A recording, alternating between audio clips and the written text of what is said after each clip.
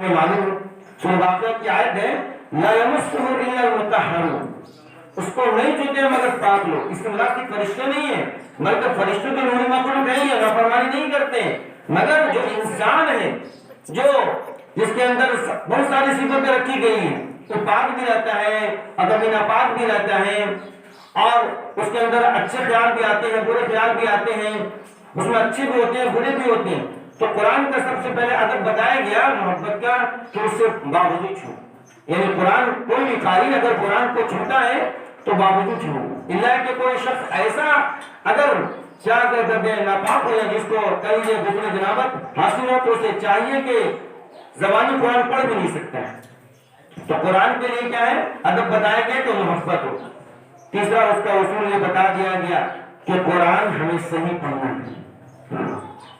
عام طور سے خاص طور سے 40 باندھنے میں جو جملے کہا تھا کہ مدرسے پہ دھیان دیجیے، اسی میں سے یہ بات سمجھ لیجیے کہ قرآن کو ہم لوگوں نے بس ایک رسمی کتاب سمجھ لی ہے.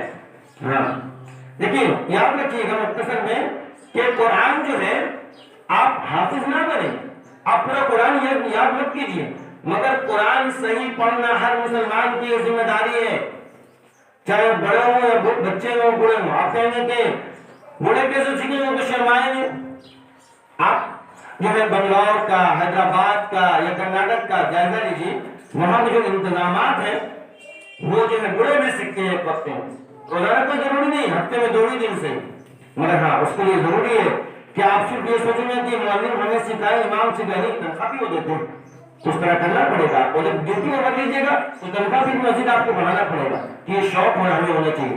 تو ہر مسلمان کے لیے ضروری ہے کہ قرآن کا صحیح علم ہو، جس کو مسلم شریف کی روایت طلب علم فریضۃ علی کل مسلم، کہ ہر مسلمان مرد عورت پر جو ہے ایسا اتنا علم سیکھنا ضروری ہے جس سے حلال و حرام کی تمیز ہے. تو قرآن کے بنیادی اصول ہے کہیں تو ہمیں قرآن صحیح پڑھنا چاہیے. اب قرآن صحیح پڑھنے کا اصول کیا ہے؟ 2.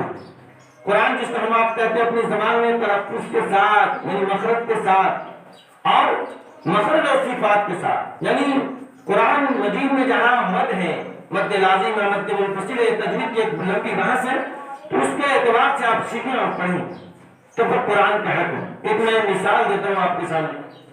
قرآن عربی زبان میں اور بہت حساس زبان ہے.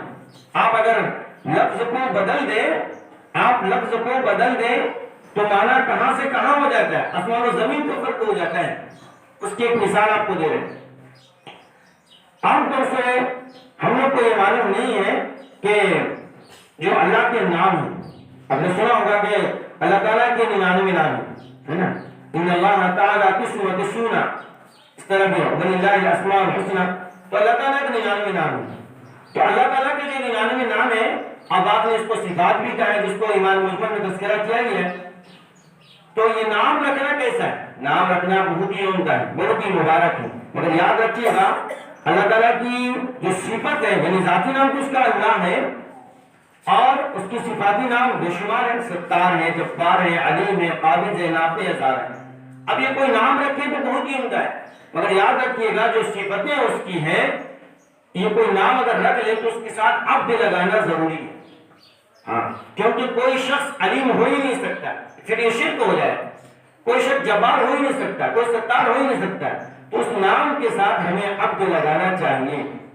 ٹھیک ہے، یعنی کیا مطلب؟ اگر کسی کا نام ستار ہے تو عبد الستار آپ بولے، آپ بڑے ان سے ضرور، مگر آپ بولے ستار نہیں. آپ ستار بولے تو یہ گویا کہہ لیجیے بدتمیزی ہو، کیونکہ ستار کوئی ہو ہی نہیں سکتا سوائے اللہ کے. تو آپ اس میں عبد لگائیں گے، ترجمہ اس کا کیا ہوگا کہ ستار کا بندہ. اردو میں ترجمہ یہ ہوگا کہ عیب چھپانے والے کا بندہ. تو کوئی ستار تو ہو ہی نہیں سکتا، تو اس میں عبد لگائیں. اب آپ کو معلوم ہوگا کہ اردو زبان میں ہم لوگ عام طور سے مخرج کو اپنا خیال کرتے نہیں، اور عربی زبان کو بہت حساس زبان ہے. اس کی ایک مثال آپ کو دیتے ہیں. مثلا اللہ تعالیٰ کے ایک نام ہے علیم، ہے نا، واللہ علیم بذات الصدور. تو علیم جو ہے فعل کے وزن پہ ہے، اس کے معنی ہوگا جاننے والے، اور علام بھی اللہ تعالیٰ کے نام. تو علیم کے لفظی معنی عین کے ساتھ اس کے معنی جاننے کو ہوتے ہیں. دیکھیے آپ فرق دیکھیے، بنیادی فرق کو معلوم کر لیجیے. ہو سکتا ہے آپ کے دل میں اللہ تعالیٰ بات ڈال دے تو آپ کو شوق پیدا قرآن سیکھنے کا. تو علیم عین سے اگر بولیں گے تو اس کے معنی جاننے کو ہم ایک علیم الف سے ہے جس کے معنی عذاب کے معنی، وَلَهُمْ عَذَابٌ عَلِيمٌ، ان کے لیے دردناک عذاب ہوگا۔ اب ہم معلوم کر لیجیے، مثلا ہم میں سے کسی کا نام علیم ہو تو عام طور سے ہمارے یہاں جہالت ہے کہ آپ تو لگائیں گے نہیں کیونکہ معلوم نہیں۔ بالفرض اگر معلوم ہے، بالفرض اگر معلوم ہے تو چھوٹے ہم سب سے یا ہم سے بڑے ہیں تو ہم کہیں گے عبد العلیم انکل بلا رہے، ٹھیک ہے؟ علیم میں نے کیا کہا؟ عین سے نہیں کہا، الف سے کہا۔ ترجمہ کیا ہوگا؟ ترجمہ کیا ہوگا؟ یعنی دردناک عذاب والے جو ہے کہ بندے بلا رہے ہیں۔ تو آپ سوچ لیجیے عین کو الف سے آپ نے بدل دیا، یہ ہے قرآن، اسی کو کہتے ہیں لہن جلی۔ تو لہن جلی قرآن کا پڑھنا سننا دونوں حرام ہے۔ تو ہمیں چاہیے کہ قرآن صحیح پڑھیں، کوئی شرمانے کی بات نہیں ہے، واللہ اللہ ہمیں قیامت کے دن آخرت میں بالکل نہیں چھوڑے گا۔ ایک اور کہتے ہیں لوگ کہ ارے دیکھ لیں گے وہاں، کہہ دیں گے اللہ کے ہمیں ماں باپ نہیں پڑھایا تھا۔ اب یاد رکھیے گا میرے بھائی اور بزرگوں، آپ کیوں بتائیے اگر کوئی شخص 50 سال کا بھی ہو جاتا ہے اور وہ چاہتا ہے کہ اچھے سے اچھا پیسہ کمائے اور کسی کمپنی میں کام کرے تو کمپنی والے اس کو پہلے سکھلاتے ہیں، کمپنی والے اس کو سکھلاتے ہیں، پھر کہتے ہیں کہ اب آپ کام کے لائق ہو گئے، پھر آپ کو تنخواہ دیں گے۔ اب بتائیے قرآن آپ نے سیکھا نہیں اور قرآن ایسے ہی پڑھتے آ رہے ہیں تو ثواب کا کہاں سے آپ نے نثار کرتے ہیں؟ یہ رسمی باتیں ہیں، صرف عرب کے لیے نہیں کہا، ہر مسلمان کے لیے ضروری ہے کہ قرآن سیکھے۔ یہ ایک نظام ہونا چاہیے ہر قوم میں، ہر مکتب میں، ہر مدرسے میں، ہر مسجد میں۔ اس کے لیے ضروری ہے کہ ہمارے بوڑھے جو ہے، ہمارے بزرگ بھی اس میں جو ہے حصہ نہیں لے سکتے، وہ تو سیکھ سکتے ہیں مگر نوجوان حصہ ہے، تاکہ جو لوگ موجود ہیں ان سے آپ سیکھ سکیں۔ تو ہمیں قرآن سیکھنے کی فکر ہونی چاہیے۔ اللہ نے قرآن کو لازم کر دیا نماز کے اندر، ہے نا؟ قرأت جو ہے لازم ہے، یہ ضروری ہے۔ تو آپ سوچ لیجیے۔ آپ تیسری چیز یہ، چوتھی چیز یہ ہے کہ اس کے معنی پہ غور و خوض کیا۔ آپ دیکھیں گے کہ اپنے ملک میں مختصر ایک دو نہیں، تقریباً سینکڑوں سے زیادہ مفسرین پیدا ہوتے ہیں۔ تو آپ ان کے تفسیر کا مطالعہ کریں، کیونکہ قرآن جو ہے صرف جو ہے وہ ایسی کتاب نہیں کہ صرف پڑھ لیا جائے، بلکہ اس کو سمجھنا بھی، سمجھنا اس لیے کہ آنے والا جو اصول ہے اس پہ عمل کرنا آسان ہو۔ جیسے کہ ہم آپ کسی کمپنی میں جاتے ہیں تو پہلے یہ سمجھتے ہیں کہ ہمیں کتنا آتا تھا اور پھر اس کو سیکھتے ہیں، پھر اس کے مطابق ہو جاتے ہیں تو اس پہ عمل کرنا آسان ہوتا ہے، یعنی کام کرنا آسان ہو جاتا ہے۔ اسی طریقے سے قرآن پڑھنا بھی ہے اور سمجھنا ہے۔ ہاں مگر ہاں یہ غلط فہمی ہے ہمارے معاشرے کے اندر کے بعض لوگ یہ سمجھتے ہیں کہ قرآن جو ہے صرف جو ہے جو پڑھتا ہے جو ہے حافظ ہے اس کا پڑھنا صحیح نہیں ہے، معنی پہ غور نہیں کرتے، معنی نہیں، ایسا نہیں ہے۔ مفتی تقی عثمانی صاحب جو پورے ملک کے سب سے بڑے مفتی، انہوں نے بھی وضاحت کیا ہے کہ نہیں، اگر کوئی قاری تو پہلا قدم ہے پڑھنا، جب پڑھے گا نہیں تو بات آگے کہاں بنے گی؟ تو پڑھنا بھی ثواب ہے، سننا بھی ثواب ہے اور اس کے معنی پہ غور و خوض کرنا بھی ثواب ہے۔ تو ہمیں چاہیے کہ قرآن اپنی زبان میں پڑھیں، یعنی اس کے معنی پہ غور و خوض کریں، تاکہ یہ معلوم ہو کہ قانون کتاب میں ہمیں کیا بتایا گیا۔ اور جو آخری چیز ہے، پانچویں چیز ہے وہ یہ کہ قرآن پہ عمل کرنا ہے۔ قرآن جو عمل کے لیے ہے، قرآن صرف تاکوں میں سجانے کے لیے، المانے کی زینت نہیں ہے، قرآن عمل کے لیے ہے۔ مثلا مختصر میں آپ کو بتاتے ہیں کہ قرآن میں جو بنیادی باتیں وہ کیا کیا ہیں۔ اگر کوئی شخص قرآن کا قاری ہے، قاری صاحب میں بات نہیں کر رہا ہوں، قاری صاحب پڑھنے والے کو بولا جاتا ہے، تو کوئی بھی شخص اگر ایک یوں کہہ لیجیے ان پڑھ ہی صحیح، اردو اس کو آتی ہے، ہندوستان کا اگر رہنے والا ہو تو اگر اپنی زبان میں ترجمہ پڑھ لے گا تو سارے گناہ کر سکتا، شرک نہیں کرے گا۔ تو قرآن مجید کا کوئی قاری ہوگا تو دنیا سے سارے گناہ کو کر کے جا سکتے ہیں مگر شرک نہیں کرے گا۔ یہی تو اصل مقصد ہے کہ اللہ کے پاس ہمیں اس طور پہ جانا ہے کہ ایمان کو بچا کے جانا ہے، جس کو قرآن نے جگہ جگہ الا من اتى الله بقلب سلیم، کیونکہ انسان سے گناہ ہو سکتے ہیں بڑے بھی چھوٹے بھی مگر ایمان کو بچا کے جانا ہے۔ اگر کوئی شخص قرآن کے قاری ہے تو وہ سارے گناہ کر سکتا ہے، شرک کبھی نہیں کرے۔ اسی طریقے سے قرآن مجید میں جس کا سب سے زیادہ زور دیا گیا ہے وہ نماز ہے، اور نماز کے ساتھ لازم کر دیا گیا زکوٰۃ کو، کیونکہ نماز جو ہے وہ جو بدنی عبادت ہے اور زکوٰۃ جو ہے وہ مالی عبادت ہے، تو دونوں جوڑ تو ہے مگر زکوٰۃ کا تعلق مالداروں سے، اسی طرح روزے کا حکم ہے، اسی طرح زکوٰۃ کا حکم ہے، یہ ساری چیزوں کا تعلق مالداروں سے، روزہ اور نماز کا تعلق سب سے، اسی طریقے سے والدین کے بارے میں بتایا گیا، اصول بتایا گیا، کبھی انشاءاللہ موقع ملے گا تو آپ کو بتائیں گے۔ اسی طریقے سے خاص طور سے وراثت کے حکم ہیں، جس کو سورہ نساء میں تفصیل سے تذکرہ کیا گیا ہے، تو یہ قرآن کے بنیادی اصول ہیں۔ پھر باقی جو سورہ حجرات کا آپ ترجمہ پڑھیں تو اس میں اصول بتا دیے گئے کہ ہمیں بڑے بڑے گناہوں سے بچنا چاہیے، مثلا جھوٹ سے بچنا چاہیے، مثلا غیبت سے بچنا چاہیے، مثلا بہتان سے بچنا چاہیے، مثلا تجسس سے بچنا چاہیے، مثلا جو ہے خیانت سے بچنا چاہیے۔ یہ گناہ کے بارے میں مجھے بتایا، یہ قرآن نے ہمیں بتایا ہے، تو یہ اصل قرآن کے بنیادی اصول ہے۔ یعنی جس کو یوں کہہ لیجیے آپ کہ قرآن کو ہم لوگوں نے بہت ہی مشکل کتاب سمجھ لیا، ایسا نہیں ہے۔ سورۃ قمر میں فرمایا گیا وَلَقَدْ يَسَّرْنَا الْقُرْآنَ لِلذِّكْرِ فَهَلْ مِن مُدَّكِرٍ، ہم نے قرآن کو آسان کر دیا ہے، کوئی نصیحت حاصل کرنے والا۔ تو آپ دیکھیں اپنی زبان میں سینکڑوں مفسرین نے ترجمہ کیا، وہ الگ بات ہے کہ آپ میں اختلاف ہے جو ہے مسلک کا، کسی مسلک میں پڑھی ترجمہ انہوں نے غلط نہیں کیا، ایسا نہیں کہ جہاں نماز کا تذکرہ انہوں نے زکات کا ترجمہ کر دیا۔ تو آپ بنیادی طور پہ جو جس کو بھی اختیار کرتے ہو آپ بنیادی چیزوں سے باخبر ضرور ہوں۔ تو یہ قرآن کے اصل اصول ہیں جو ہمیں بتا دیا گیا کہ ان چیزوں پہ عمل کرنا چاہیے۔ جہاں تک تعلق ہے آج کی محفل کا، مختصر میں یہ کہ میں نے اس سے پہلے بھی خاص طور سے جب احمد بھائی کے نکاح کا مسئلہ تھا میں نے تذکرہ کیا تھا، اس میں کچھ باتیں اور اس کے ذیل میں ہے۔ دیکھیں نکاح جو ہے وہ ایک بنیادی ضرورت ہے، ایک فطرت ہے، اور ایک یوں کہہ لیجیے کہ دو آپس میں محبت کرنے والے کے اظہار کا نام نکاح ہے۔ نکاح کی جو محفل سجائی گئی ہے یہ محفل تو قرآن مجید میں آپ نے دیکھا ہوگا کہ جب آدم علیہ السلام کے جو دو بیٹے تھے حابیل اور قابیل، دونوں میں لڑائی کس لیے ہوئی تھی؟ پورے نکاح کے سلسلے میں، کیونکہ اس وقت جو ہے اپنی بہن سے شادی کرنا جائز تھی اور دنیا کو بسانا تھا، اس کی وجہ سے بہن ایک دوسرے کو قتل کر دی، کیونکہ ایک بہت خوبصورت تھی، حوا علیہ السلام خود بہت خوبصورت تھی، دنیا کی سب سے پہلی عورت ہے جو سب سے زیادہ خوبصورت تھی۔ تو قرآن مجید میں سورہ نساء میں بلکہ یوں کہ 1.5 پارہ میں تذکرہ کیا ہے، چوتھے پارہ کا آخر سے آپ ایک پاؤں سے لے لیجیے تو 5واں پارہ اور چھٹا پارہ بھی بالکل ایک پاؤں کے قریب جو ہے تذکرہ کیے ہیں، اس میں سارے اصول بتا دیے گئے۔ تو جو آخر صفحہ ہے بالکل آدھا صفحہ چوتھے پارے میں اس میں بتا دیا گیا کہ ہمیں نکاح کرنے سے پہلے لڑکی کو ٹٹولنا ہے۔ دیکھیں نکاح کے لیے عزت کی بات یہ ہے کہ لڑکا لڑکی کو پیغام دے، ٹھیک ہے؟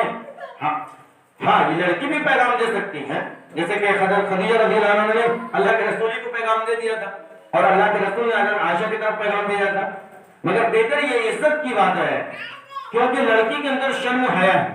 اب یہاں پہ جو اصول میں جو آپ کے سامنے پڑھ رہا ہوں اس میں یہ بتایا گیا کہ ایک مرد کس سے نکاح نہیں کر سکتا۔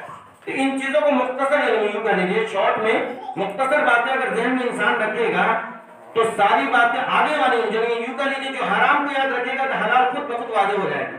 تو فرمایا گیا حرمت علیکم امہاتکم وبناتکم واخواتکم وعماتکم وخالاتکم وبنات الاخ وبنات الاخت وامہاتکم اللاتي ارضعنکم واخواتکم من الرضاعة وامہات نسائکم وربائبکم اللاتي في حجورکم من نسائکم اللاتي دخلتم بهن فإن لم تكونوا دخلتم بهن فلا جناح علیکم۔ کہ یہ جو اصول بتا دیے گئے اس میں اب کیا ہے؟ اللہ فرماتا ہے کہ حالانکہ اس سے پہلے ایک آیت ہے جس کو میں آخر میں آپ کے سامنے بیان کروں گا۔ فرمایا گیا کہ تم پر حرام قرار دی گئی تمہاری ماں، یعنی کوئی انسان یا یوں کہہ لیجیے دنیا جتنی بھی ترقی کر جائے، ٹھیک ہے، جیسے کہ ابھی یورپ کا ایک کلچر پوری دنیا میں مشہور ہے، جو نصارہ کا غلبہ ہے اور ان کی محنت کا یہ ثمرہ بھی ہے۔ یہ بھی کہہ لیجیے مسلمان تو سوئے ہوئے ہیں، ٹھیک ہے، ایسا نہیں ہے کہ محنت نہیں، ان کے بچے 18-20 گھنٹہ پڑھتے ہیں اور ہمارے بچے 15-16 گھنٹہ موبائل دیکھتے ہیں۔ اپوزٹ مان لیجیے آپ اگر آکسفورڈ اور جو ہے کیمبرج کا جائزہ لیں تو ان کے ایڈمیشن کے لیے شرط ہے کہ 95% یا اتنا فیصد لائیے گا تب آپ کا ایڈمیشن ہوگا، اور ہمارے یہاں کے بچوں کو کتنا لے لیتے ہیں 90 یا 80 پہ لے لیتے ہیں۔ آپ خود سوچیے مسلمان کے بچے صرف سوئے ہوئے اور موبائل جب سے چل گا یوٹیوب اور نیٹ کا زمانہ تو اس میں برباد ہے۔ فرمایا گیا کہ جتنا بھی دنیا ترقی کر جائے ماں سے کمی نکاح جائز ہی نہیں ہے۔ حرمت علیکم، یہ بنیادی اصول بتائے گئے یہ نسبی اصول ہے، یعنی قادیانی کہہ لیجیے. حرمت علیکم امہاتکم، تم پر حرام قرار دی گئی تمہاری ماں، وبناتکم، تمہاری بیٹیاں. سگی بیٹی کے بعد تذکرہ ہے. ہاں یہ جو میں تذکرہ کر رہا ہوں اس سگی کے بارے میں، یعنی جو حقیقی جس کو آپ کہتے ہیں، ٹھیک ہے.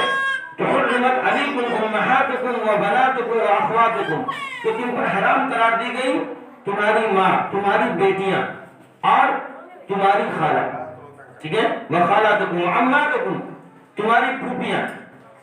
اس کے بعد بتایا گیا کہ وبنات الاخ وبنات الاخت، تمہاری بھتیجیاں یعنی آپ کے حقیقی بھائی ہیں ان کی بیٹیاں. وبنات الاخت، اور تمہاری بھگنیاں یعنی بہن کی بیٹی. یہ سب سگی کا تذکرہ کیا گیا ہے. تو فرمایا گیا کہ تمہاری ماں، تمہاری بیٹیاں، تمہاری خالہ، تمہاری پھوپھیاں، تمہاری بھتیجیاں، تمہاری بھگنیاں. وَأُمَّهَاتُكُمُ اللَّاتِي أَرْضَعْنَكُمْ، ایک وہ ماں ہوتی ہے جو حقیقی ماں تو نہیں ہے مگر درجہ وہ پا لیتی ہے. جیسے کہ دائی حلیمہ کو مان لیجیے، دائی تو لگایا جاتا ہے وہ پیشہ کے اعتبار سے، ورنہ حلیمہ ان کا نام تھا، حلیمہ سعدیہ. تو حلیمہ کیا کون تھی؟ آپ کی ماں تھی، حقیقی ماں نہیں. حقیقی ماں تو آمنہ تھی، سمجھ لیجیے. اس لیے حقیقی ماں تو نہیں ہے مگر جب دودھ پہ آتی ہیں، یعنی سمجھ لیجیے کہ رضاعت کی جو مدت ہے 2 سال، اس میں ہم میں سے کسی نے بھی دودھ پیا ہے مرد نے، تو پھر وہ اپنی ماں کی طرح ہو جاتی ہے، پھر ان سے آپ نکاح نہیں کر سکتے. ہاں ورنہ یہ سب ساری چیزیں میں آپ خاص طور سے اس لیے بیان کر رہا ہوں کہ ہوتا یہ ہے کہ بعض مرتبہ لوگ جو ہے امارت شریعہ میں مفتی صاحب کے بعد یا عالم صاحب کے بعد یا لوگوں سے تذکرہ کرتے، ارے بھائی نکاح تو کر لیا اور معلوم نہیں بچپن میں مجھے لے جائے گا تو میں نے ان کا دودھ پی لیا تھا، ٹھیک ہے. اور جس سے نکاح کر رہے ہیں وہ رضائی بہن بھی اسی کو وَأُمَّهَاتُكُمُ اللَّاتِي أَرْضَعْنَكُمْ وَأَخْوَاتُكُم مِّنَ الرَّضَاعَةِ، اور پھر ایسا نہیں کہ وہ رضائی ماں ان کا دودھ پیا ہے بلکہ ان کی جو سگی بیٹی ہے جن کو رضائی بہن کہہ لیتے. جیسے یوں سمجھیے کہ اللہ کے رسول نے حلیمہ کا دودھ پیا تھا اور حلیمہ کی سگی بیٹی تھی جس کو شیبہ لوگ بولتے، شیبہ نہیں تو شیما نام تھا. ایک جب کے موقع پہ آئی تھی تو اللہ کے رسول نے ان کا بہت آب و بھگت کیا تھا اور چادر پہ بیٹھایا تھا، بہت سارے مال و دولت دیا تھا. تو آپ نے پوچھا بھی تھا کہ کیا علامت ہے کہ تم میری رضائی بہن ہو؟ تو اللہ کے رسول سے انہوں نے کہا کہ ہم آپ جب چھوٹے سے میں کھیلتے تھے تو آپ نے جو کیا کیا تھا، میرے پیٹ میں دانت کاٹ لیا تھا اور نشان ابھی بھی ہے. تو اللہ کے رسول علماء یاد کر کے رونے لگے تھے اور پھر انہوں نے ان کو چھوڑ دیا. جو قیدی بنا کے آئے تھے جو باندھی ہوتی تب ان کا آؤ بھگت کیا تھا. اس میں یہ بھی اصول بتا دیا گیا. دیکھیں اس سے ایک نصیحت ہم سب کے لیے کہ بہن کے ساتھ آپ نے جتمیت کا سلوک کر دیا. لوگ وہ کہتے ہیں کہ بہن کو تو میں نے یہ دے دیا یہ دیا، بہن جب بھی آئے اس کو خوش کر کے بھیجیے. یہ اللہ کے رسول نے نصیحت دی اس کے ذریعے سے.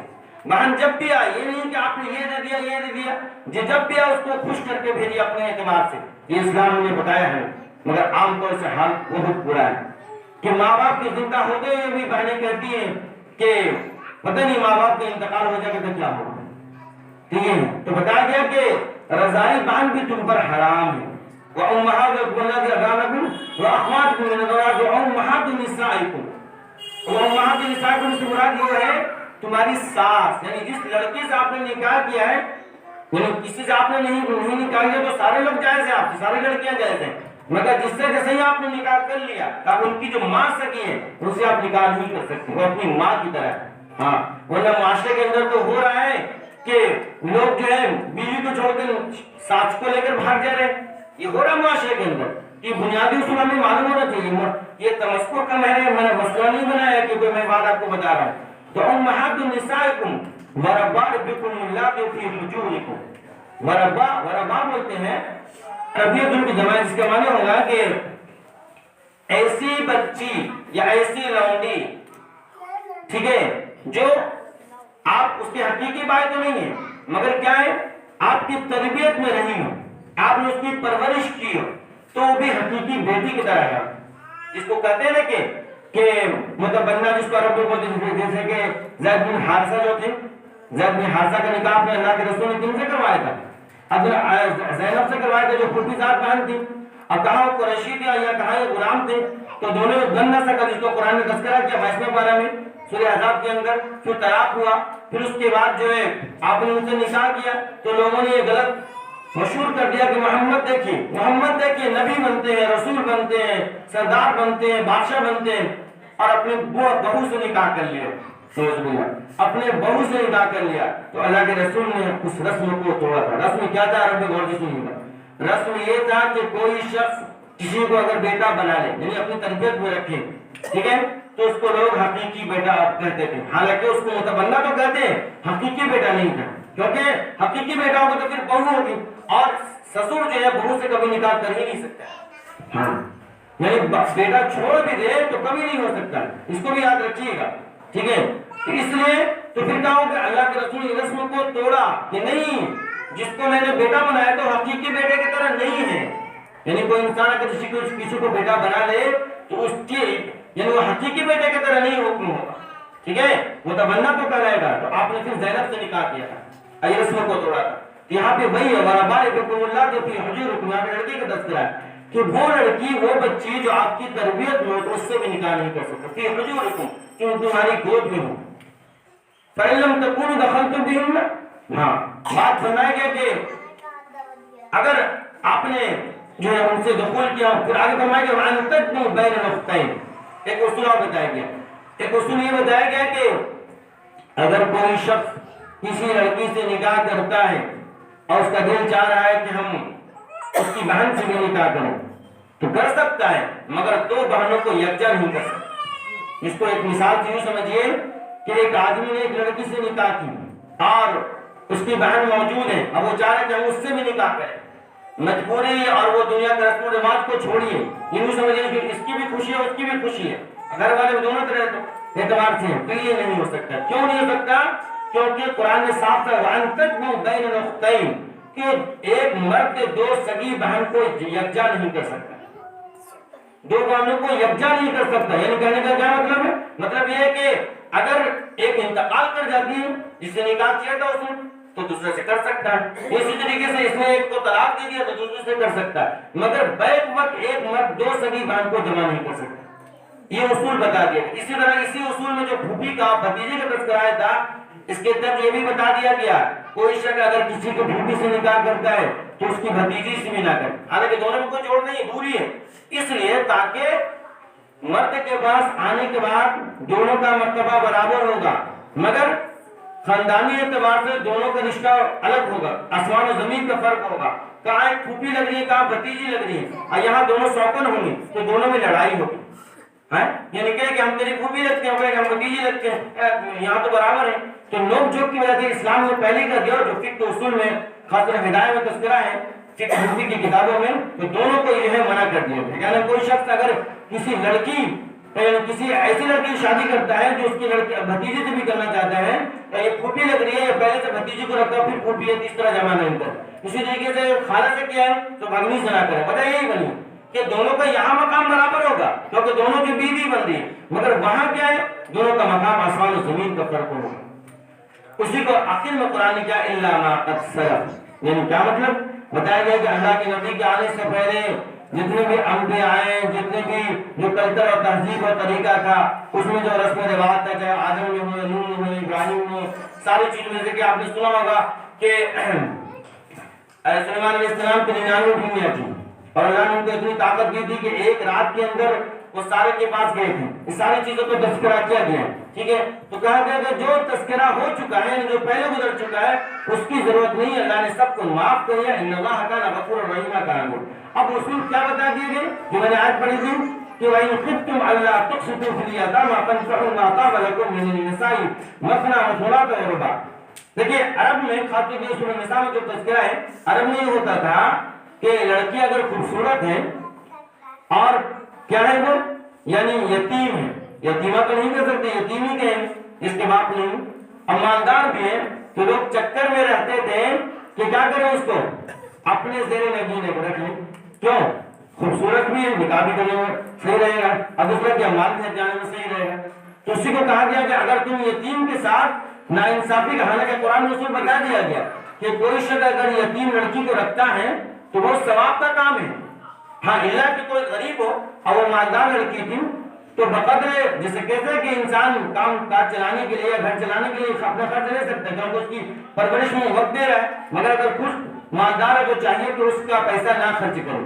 یہاں بھی وہی بتا دیا کہ اگر یتیم کے ساتھ تمہیں لگ رہا ہے کہ ظلم کریں گے تو اصول بتا دیے کہ فَانكِحُوا مَا طَابَ لَكُم مِّنَ النِّسَاءِ مَثْنَىٰ وَثُلَاثَ وَرُبَاعَ، یعنی مرد کو یہ اختیار دیا گیا ہے کہ مرد جو ہے بیک وقت چار شادی کر سکتا ہے. عام طور سے ہماری جو دادیاں ہیں، نانیاں ہیں، یہ کہتی چلی آتی ہیں 7 شادی کی. سر یہ بالکل غلط ہے، یہ غلط ہے، صرف 4 کی ہے. اب 4 کو بھی سمجھ لیجیے کیا ہے 4، یعنی ایک مرد بیک وقت 4 بیوی کو رکھ سکتا ہے. ہاں 4 بیوی میں سے ایک کو چھوڑ دیتا ہے تو 3 ہی بچی، پھر وہ کر سکتا ہے. جیسے کہ آپ اب جو ہے خلفاء کا واقعات پڑھیں، ان کی کتاب پڑھیں تو انہوں نے کئی شادیاں کی. ایسا نہیں کہ 4 کو 5 کر لیا، یعنی 4 سے زیادہ نہیں ہونا چاہیے بیک وقت. اللہ کہ آپ چھوڑ دیں اور وہ انتقال کر جائے یہ. مگر یاد رکھیے گا اس میں اصول بتا دیے گئے کہ فَانكِحُوا مَا طَابَ لَكُم مِّنَ النِّسَاءِ مَثْنَىٰ وَثُلَاثَ وَرُبَاعَ، کہ یہ جو 4 کا مزہ ہے، یعنی 4 صرف کر لیں نہیں بلکہ انصاف ضروری ہے. ہاں اگر آپ کو لگتا ہے کہ ہم انصاف کر سکتے ہیں، طاقت ہے تو آپ کر سکتے ہیں. اسی کے آخر میں مختصر میں بات اب کر کے اپنی بات ختم کروں گا. اس میں بتا دیا گیا کہ نکاح کے لیے مہر کا دینا شرط ہے، جس کو قرآن مجید نے کہا ہے کہ نہلا کا ہے. نہلا کا مطلب ہوتا ہے مہر. مہر اصل کیا ہے؟ ایک خوشی سے دیا ہوا تحفہ ہے. کیونکہ انسان جو ہے، مرد جو ہے، ایک عورت سے، ایک لڑکی سے جو ہے اللہ تعالیٰ کی نعمت اس سے فائدہ اٹھاتا ہے. تو یہ مہر کا دینا، جس کا تذکرہ میں نے پہلے بھی شاید کیا ہوگا، یہ ضروری ہے. اور عام طور سے ہمارے یہاں رواج یہی ہے کہ لوگ اس کو مہر معجل نہیں بناتے ہیں، جو ہے معجل بناتے ہیں، یعنی میم واو جیم لام معجل بنا دیتے ہیں. یعنی ادھار کا یہاں پہ شرط ہی نہیں. نکاح کے لیے شرط ہے. حضرت علی صاحب نے فرمایا تھا کہ تم فاطمہ سے جو بھاگتے ہوئے آئے تھے کہ نکاح کے تم کرنا چاہتے ہو، فاطمہ سے تمہارے پاس ہے کیا مہر کے لیے؟ تو مہر کا دینا فوراً، یہ مہر کا پہلے ہونا، لازم ہونا، جگاڑ کرنا یا اس کا بندوبست کرنا، انتظام کرنا، یہ نکاح کے فرائض میں سے ہے. تو ہمیں چاہیے کہ نکاح مہر جو ہے فوراً دیں، اور جن کا بقایا ہے تو معافی تلافی نہ کرے بلکہ پہلے کچھ دے اور پھر وہ معاف کر دے تو معافی ہو سکتی ہے. تو میرے بھائیوں بزرگوں، کہنے کا مقصد یہی ہے کہ ہم جو ہے اپنے دنیا میں آنے کے مقصد کو سمجھیں اور نکاح کو آسان بنائیں. اپنے قرآن کو، یعنی جس کو قرآن مجید نے کہا ہے کہ سورہ بنی اسرائیل میں اقم الصلاۃ لدلوک الشمس اذا غسق الليل وقرآن الفجر، ہے نا، کہ سورج نکلنے کے بعد یا سورج نکلنے سے پہلے یا سورج ڈوبنے کے بعد، ٹھیک ہے، آپ جو ہے نماز پڑھیے. نماز کو یہاں بتایا کہ پھر آگے فرمایا کہ قرآن کو صبح میں تلاوت کیجیے. کیونکہ قرآن کیا ہے؟ یہ ہمیں قبر میں بھی اور آخرت میں ہمارے ایمان کی، ہمارے اسلام کی، ہمارے وحدانیت کی گواہی دے گا. تو میرے بھائیوں بزرگوں، جو باتیں کہیں گے اللہ تعالیٰ سے دعا ہے کہ اللہ تعالیٰ ہم سب کو اس پر عمل کرنے کو توفیق عطا فرمائے. وآخر دعوانا الحمد للہ رب العالمین.